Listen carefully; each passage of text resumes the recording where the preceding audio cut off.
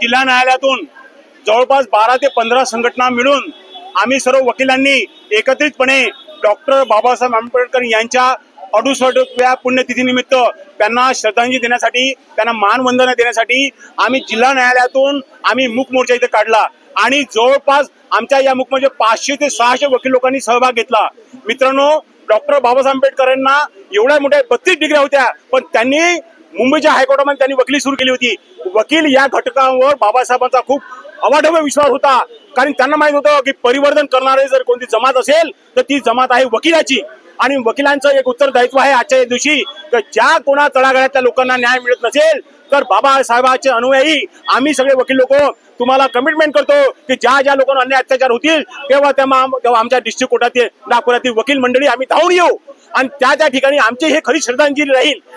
आजच्या या दिवशी मी डॉक्टर बाबासाहेबांच्या विचारांना मी अभिवादन करतो, त्यांच्या स्मृतींना मी उजाळा देण्यासाठी सर्वांना मी या बाबासाहेबांच्या विचारांना अभिवादन करतो। यांच्या प्रगतीला द्योतक असं काम केलेलं आहे, कारण बाबासाहेब आंबेडकरांनी अशा समाजामध्ये काम केलं आणि अशा समाजामध्ये त्यांनी स्वतःला पुढे आणलं की ज्या वेळेला स्त्रियांना घराच्या बाहेर पडणं देखील अशक्य होतं, त्यावेळेला त्यांनी शैक्षणिक संस्थांची निर्मिती केली आणि स्त्रियांना प्रगतीला मदत केली। तर आजचा हा 68वा महापरिनिर्वाण दिवस आहे। मी असं म्हणेन की आम्ही जे काही आज समृद्धीने आणि उजळ माथ्याने जे जगतो आहे स्त्रिया, तो केवळ आणि केवळ बाबासाहेब आंबेडकरांचा आशीर्वाद आहे। बाबासाहेब आंबेडकर एक अतिशय थोर व्यक्तिमत्व होऊन गेलेलं आहे।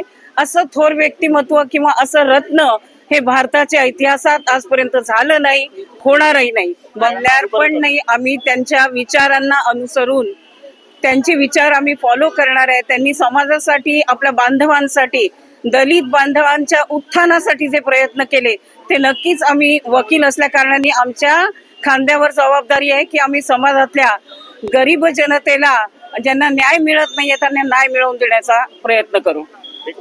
हम यहाँ पे जो इकट्ठा हुए हैं ये बाबा साहब को सच्ची श्रद्धांजलि देने के लिए उपस्थित हुए हैं, क्योंकि यह हमारे विश्व में एक महामानव ऐसे हो गए कि जिन्होंने हमारा 125 करोड़ का जो देश है वो कैसा चले, किस संविधान से चले, ऐसे पवित्र संविधान की वो रचयिता है। और मैं अखिल भारतीय संयुक्त अधिवक्ता मंच भारत इसका कोर कमेटी का सदस्य होने के नाते पूरे जिम्मेदारी के साथ ये कहूँगा कि जमीन बिक चुकी गगन बेच देंगे, कली बिक चुकी चमन बेच देंगे, अगर बिक गए हम कलम के पुजारी तो वतन के पुजारी अपना वतन बेच देंगे।